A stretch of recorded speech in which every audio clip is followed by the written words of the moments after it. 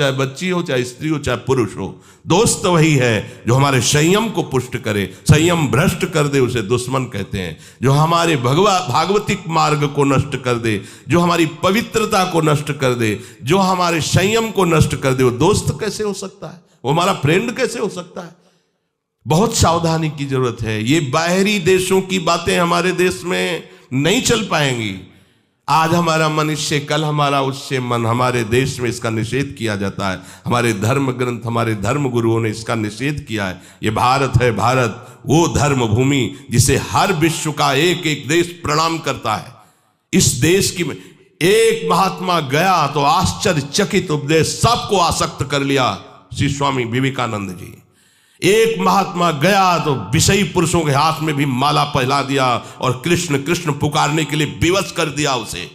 ये भारत है, जिधर भी गए तो जयकारा लगवा दिया अपने धर्म का।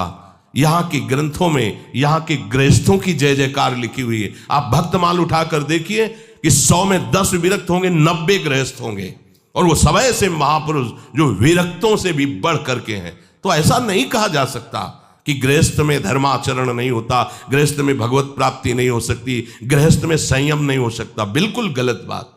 सावधानी से चलो।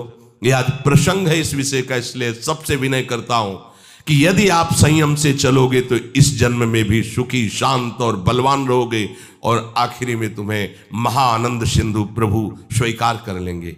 अगर अधर्माचरण करोगे तो ये अधर्म ही तुम्हें नष्ट कर देगा। धर्माचरण करोगे तो धर्मो रक्षति रक्षिता, ये धर्म स्वयं तुम्हारी रक्षा कर लेगा। हमारे हृदय में जो अंतःकरण में मन है, इसको समझाना चाहिए। अगर विषय भोग में सुख होता तो सब सुखी हो गए होते। उर्वशी जो भगवान नारायण की जंघा से प्रकट हुई और काम को भी मोहित करने की सामर्थ्य रखती है, महाराज पुररवा ने पत्नी रूप से उसे स्वीकार किया। इतने प्रतापी और पुण्यवान थे। परिणाम क्या हुआ?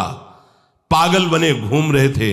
भगवत कृपा से जब ज्ञान हुआ तो उनका आज तक मुझे तृप्ति नहीं हुई, मैं पुरुष सिंह और राजर्षि कहलाया, मेरी क्या दुर्दशा हो गई।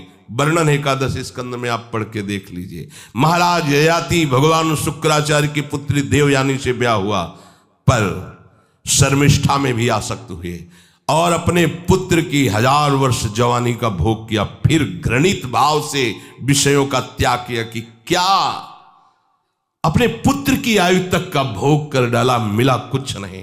किसको मिल सकता है ही नहीं, केवल भ्रम। चलो, जो भ्रम में फंसे हैं भगवान उनकी रक्षा करें, पर आप लोग तो भगवत कृपा पात्र और भगवत मार्ग के पथिक हैं, तो संयम पर आप आइए। आप अपने मन को ब्रह्मचारी बनाइए। प्रियालाल के सिवा मन का और विषयों में जाना, ये मन का व्यभिचार।